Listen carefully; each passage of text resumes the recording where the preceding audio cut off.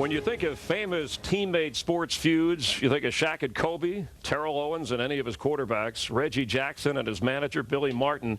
This year, NASCAR has caught the feuding fever, as Jeff shows us here. The motto for this season could be, maybe there is an I in team.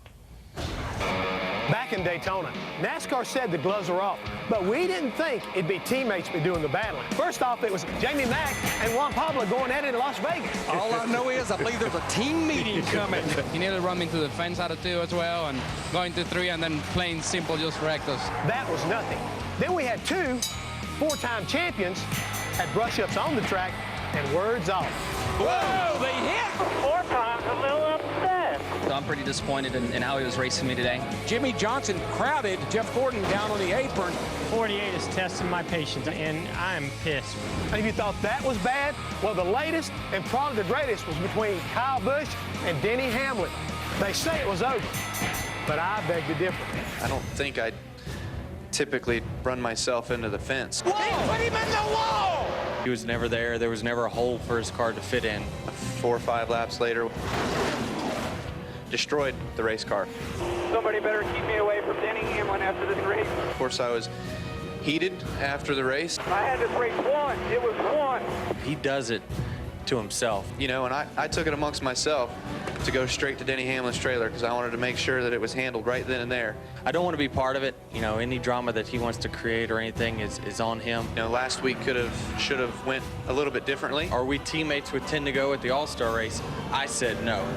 His reception was it's the All-Star race. It's every man for himself, and I wasn't under that impression. Each year, I think Kyle's going to grow out of it. He just doesn't. You know, I race with respect. I didn't say that I'm going to take over this team or be the leader of this team, but somebody's got to be the leader. It ain't going to be Kyle. Ooh, get you some of that, Kyle. Well, it's clear I don't think he really cares. Would you put Denny Hamlin ahead of Kyle Busch in the championship Well, race? certainly he was a favorite when the season started. Most people were pointing a finger for somebody that could beat Jimmy Johnson. It was going to be Denny Hamlin, so maybe he's trying to live up to that. Why do you think we're seeing these kind of feuds, if we can call them that? It seems more than normal. Because there's only one first place. Yeah, that's there's only one first winner. place, folks. And that's what happens when you got good equipment like Joe Gibbs has. You know, whether it's nasty racing, Hendrick, it doesn't matter. When you're racing for number one, there only can be one winner. They just happen to be teammates. All right, and Kyle and Denny, they've won 5 of the last 7 races. We'll hear from them. Denny is with Matt Yoakum. It was a fireworks-filled all-star race a week ago. Comments during the week, but Denny Hamlin, what's been the most frustrating part of the situation, the dust-up between yourself and your teammate Kyle Busch? Well, it's tough to say what the toughest part is. I mean, you know, it's tough when you expect one thing from a teammate and kind of get another, and it goes both ways. But you know, for us, our biggest challenge is just trying to get a grip on this racetrack. It's been not too bad for us. I felt like we had a really good car in practice with our FedEx office car. We'll just see what we got in the race. Looking for his first Charlotte win, but he has won 3 of the last 7 races coming into the Coca-Cola 600. Chris Devoda?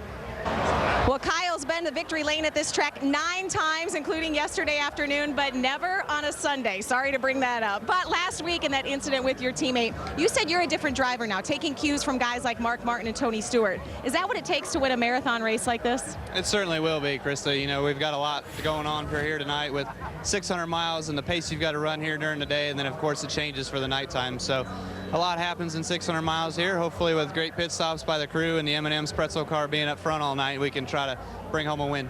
All right, well, remember, he won that truck race here last week, so should he win tonight, he will pull off the Triple Crown, which he barely missed at Dover.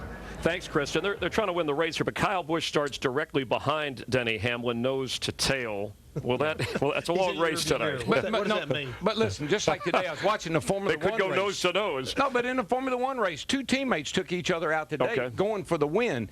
Listen, I never was a big fan of having a lot of teammates, and Jeff will tell you that. But you know, he does play well with even now. Let me tell you why. Because my teammate always thought I was supposed to do something for him. Okay. Always wants me to help him. Listen, I'm not out there to help anybody. I'm out there to win the race for myself and for my race team. And a lot of this stuff is off the racetrack. Right. Somebody gets more pubs. Somebody, you know, Kyle's winning a lot of races, and I mean, it's just a big, it's a big mess. It's a never-ending battle when you try to be passionate about trying to win. I mean, that's all there is to it. I like this guy right here. I like Kyle Busch and the way he goes at everything because he wants to be a champion. He wants to be a winner. The problem is there's 42 other guys that do too. Yeah, I talked to Joe Gibbs this week, and he said, look, in football, it's a different kind of team thing. You're right, Darryl. During the week, teams out on the racetrack, it's everybody for himself.